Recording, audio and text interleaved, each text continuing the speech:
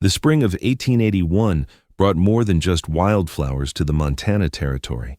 It brought a broken woman fleeing a husband's cruelty and a war-scarred veteran struggling to raise 5 orphaned children who had already seen too much loss in their young lives.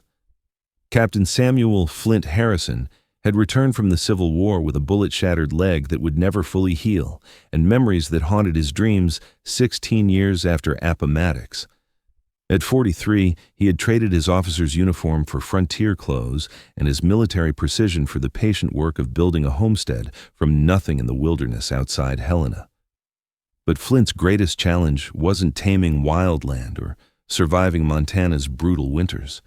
It was raising 5 children who weren't his blood, but had become his responsibility when their parents died in a cholera outbreak the previous summer. The orphans ranged from 14-year-old Ben down to 4-year-old Daisy, and each one carried scars that went deeper than skin. Ben had become fiercely protective and suspicious of all adults after watching his parents die. 12-year-old Sarah had stopped speaking entirely, communicating only through gestures and drawings. The twins, 8-year-old Mark and Matthew, had developed a pattern of destructive behavior that seemed designed to test whether Flint would abandon them, like death had taken everyone else they'd loved. And little Daisy refused to let anyone except Ben hold her, screaming if any adult tried to comfort her. Flint's military training had taught him strategy, discipline, and leadership, but nothing had prepared him for helping traumatized children heal from grief that made his own war wounds seem simple by comparison. He could set broken bones, tend bullet wounds, and survive on hardtack and stream water for weeks. But he was completely helpless when faced with Sarah's silent tears or Daisy's nightmares.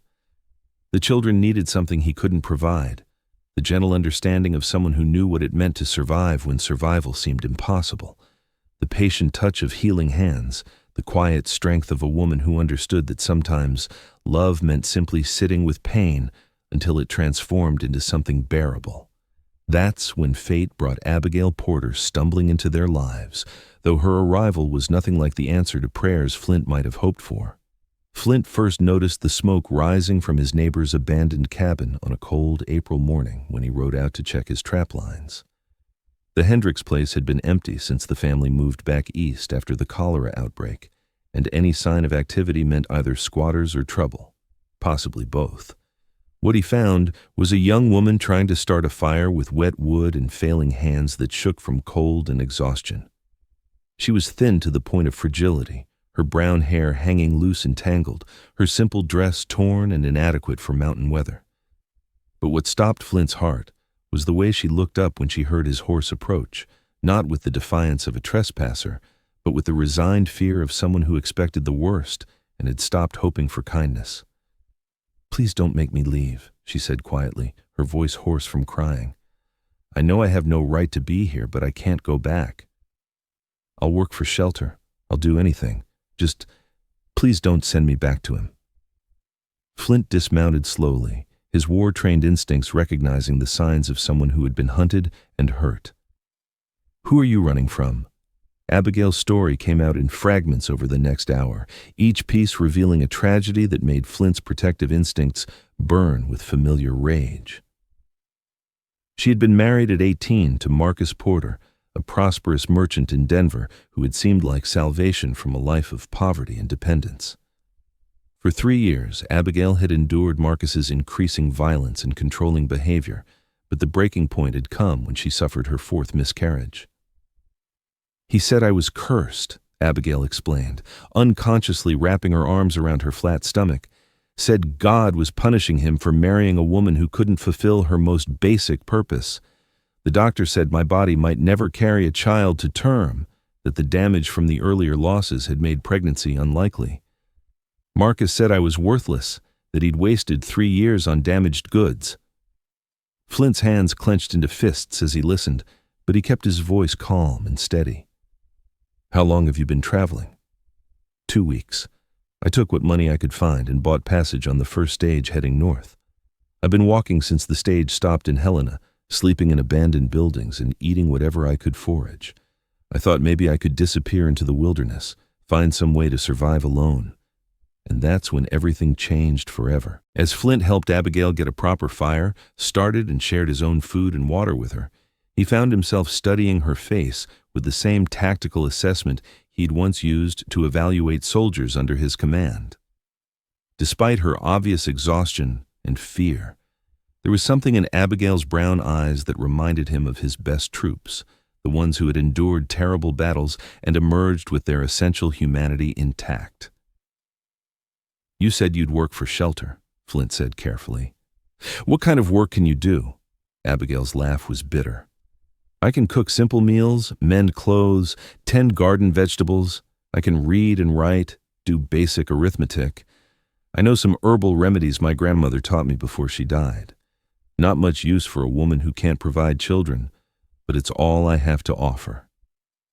Flint made a decision that would change all their lives. "I have 5 orphaned children at my homestead. Their parents died last summer, and I've been struggling to care for them alone. They need things I can't provide: gentle hands, patient understanding, someone who knows how to help hearts heal from loss." He paused, studying Abigail's face carefully. "I'm not offering marriage or romance. I'm offering partnership. You help me raise these children, and I'll give you legal protection, a home, and safety from anyone who might come looking for you." Abigail stared at him as if he'd spoken in a foreign language. "You would trust me with children, even knowing I'm a failure as a woman?" "You're not a failure," Flint said firmly. "You're a survivor. And right now, 5 grieving children need someone who understands what it means to survive when the world has tried to break you. But you haven't seen the biggest surprise yet. The transformation that occurred when Abigail arrived at Flint's homestead was nothing like what either adult had expected. The children, initially suspicious of any new adult in their lives, were completely unprepared for someone who approached them with the quiet understanding of shared trauma rather than the determined cheerfulness they'd learned to distrust. Abigail's first breakthrough came with Sarah, the 12-year-old who hadn't spoken since her parents' death. While Flint and the boys worked on spring planting, Abigail found Sarah sitting alone by the creek, sketching pictures in the dirt with a stick. Instead of trying to coax words from the girl, Abigail simply sat down beside her and began her own drawing, a simple flower that bloomed and died and bloomed again, over and over. Sarah watched with growing interest, then began adding to Abigail's drawing, creating an entire garden of flowers that seemed to tell a story of loss and renewal. For an hour, the two drew together in complete silence, communicating through pictures in ways that words had never managed. When Flint found them as the sun was setting, Sarah was leaning against Abigail's shoulder while they both worked on an elaborate drawing of a house surrounded by children and adults, the first time she had included grown-ups in her art since her parents' death. But the most dramatic change came with little Daisy, who had refused comfort from any adult since arriving at Flint's homestead. The 4-year-old took one look at Abigail's gentle manner and obvious vulnerability and made a decision that surprised everyone. Instead of her usual screaming when approached by an adult, Daisy walked directly to Abigail and held up her arms to be picked up. When Abigail lifted her, Daisy wrapped tiny arms around her neck and whispered the first words she'd spoken in months. "You're sad too." It was an observation of startling insight from someone so young, and it opened a conversation that helped both Daisy and Abigail begin to heal from losses that had left them feeling broken and worthless. Wait, don't miss this crucial detail. As spring turned to summer, Abigail's presence transformed not just the children's emotional state, but the entire functioning of the homestead. Her knowledge of herbal medicine proved invaluable when Mark came down with a fever that threatened to turn serious. Her skill with needle and thread kept the children properly clothed despite their tendency to tear garments during hard play. Most importantly, her ability to see past behavior to the hurt underneath helped each child begin to trust that adults could be safe and permanent fixtures in their lives. Ben, the protective 14-year-old, gradually began to relax his vigilant guard over the younger children as he watched Abigail consistently provide the patient, nurturing care he'd been trying to supply. Sarah began speaking again, first in whispers to Abigail alone, then gradually including others in conversations that grew longer and more confident each day. The twins, Mark and Matthew, found in Abigail someone who understood that their destructive behavior came from fear of abandonment rather than malicious intent. Instead of punishment, she gave them projects that channeled their energy into helpful activities while building their confidence in their own abilities. Most remarkably, little Daisy blossomed under Abigail's attention, transforming from a frightened child who rejected comfort into a chattering 4-year-old who followed Abigail around the homestead like a devoted shadow. But it was Flint's reaction to seeing Abigail with the children that revealed the depth of change happening at the homestead. The war veteran who had struggled for months to provide adequate care found himself watching Abigail's interactions with wonder and growing respect that went far beyond simple gratitude. "You're a natural with them," Flint said one evening as they sat on the porch watching the children play in the yard while the sun set behind the mountains. Abigail smiled, but there was sadness in her expression. "They make it easy. They don't expect me to be something I'm not." "What do you think you're supposed to be?" Flint asked gently. Abigail was quiet for a long moment, her hands folded in her lap. "A real woman. Someone whose body works the way it's supposed to. Someone who can give a man the sons he needs to carry on his name and legacy." Flint turned to face her fully, his weathered features serious. "Abigail, the most important thing any person can do is love and nurture the children in their care, whether they're born to them or chosen. These 5 children have flourished under your care in ways I never could have managed alone. If that's not being a real woman, I don't know what is. What you're seeing now is nothing compared to what happens next." The confrontation with Marcus Porter came in late July, just as the homestead was hitting its stride as a functioning family unit. Porter arrived with a territorial marshal and a legal writ demanding the return of his stolen property, riding into Flint's yard with the arrogant confidence of a man accustomed to using law and social position to get what he wanted. "Harrison!" Porter called out, his voice carrying the authority of someone who expected immediate compliance. "I know you're harboring my wife. Send her out and we can resolve this matter without unpleasantness." Flint stepped onto his porch, his hand resting casually near his sidearm, while the 5 children gathered protectively behind him. Abigail stood in the doorway, visible but sheltered by Flint's presence. "I see a woman who asked for sanctuary and children who need protecting," Flint replied calmly. "I don't see anybody here who belongs to you, Porter." Porter's face darkened with anger. "That woman is legally my wife. She has duties and obligations she cannot simply abandon because she finds them inconvenient." "And if she doesn't want to fulfill those obligations?" Flint asked. "What she wants is irrelevant," Porter snapped. "She's my property, bound by legal contract and sacred vows. Her inability to perform her primary function doesn't release her from her other duties." That's when Abigail stepped forward, moving to stand beside Flint despite the obvious fear in her eyes. "I am not property, Marcus. I am a human being with the right to choose my own life and the people I want to love." Porter's expression grew ugly.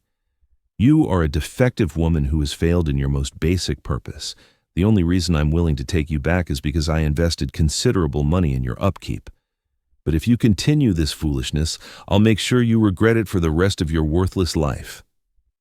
Flint's response was swift and decisive. Before Porter could react, the war veteran had crossed the porch in 2 quick strides and lifted the smaller man off his horse by his shirt front, holding him at arm's length with the casual ease of someone who had handled much more dangerous opponents.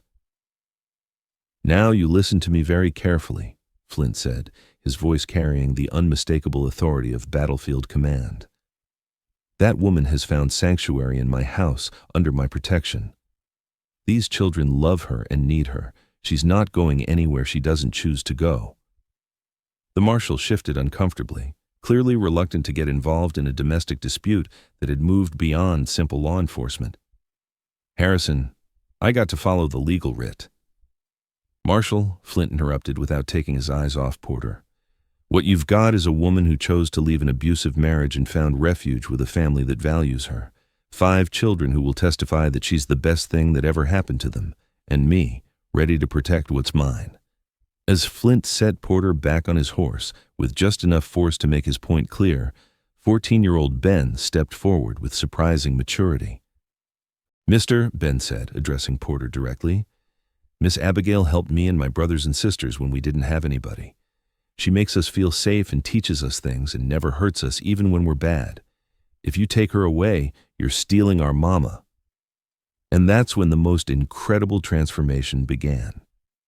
The adoption ceremony took place 6 months later, with Abigail legally adopting all 5 children as her own, while simultaneously marrying Flint in a double ceremony that created an instant family bound by choice rather than blood. The territorial judge, moved by testimony from the children about how Abigail had transformed their lives, granted the adoption with the observation that families should be built on love rather than biology.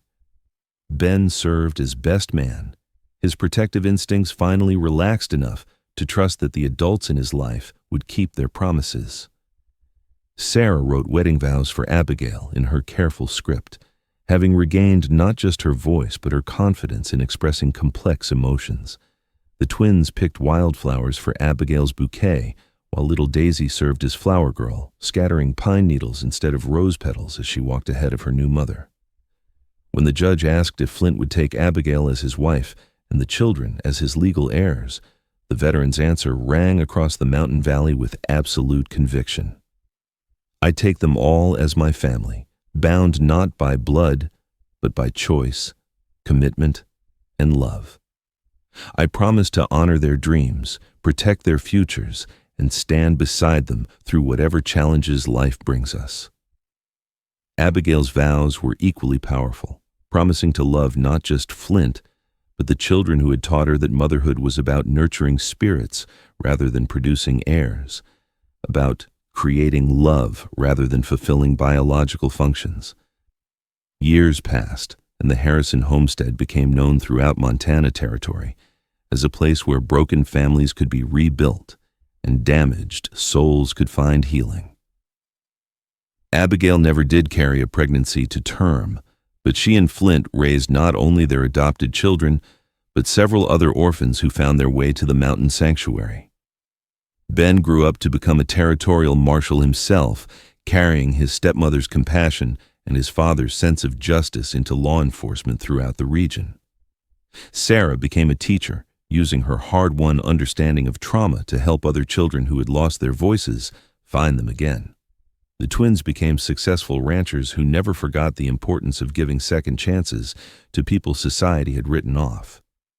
Daisy became a doctor, inspired by Abigail's knowledge of healing and Flint's belief that women could accomplish anything they set their minds to. The woman who had been told she was worthless because she couldn't bear children became the mother who raised 5 children proud and strong enough to change the world around them, proving that the greatest families are often the ones built from the wreckage of other people's broken dreams. If this story moved you, if it reminded you that worth is measured by the capacity to nurture rather than the ability to produce heirs, and that the strongest families are forged through choice rather than chance, then you've found your home. Subscribe to Wild West Romance Stories for more tales of healing, hope, and love that grows strongest when it's rooted in acceptance and mutual respect. From homestead porches to courthouse ceremonies, every story we tell proves that the greatest strength comes from embracing those who need us most. This is where broken hearts learn to heal, and where love creates families that biology never could.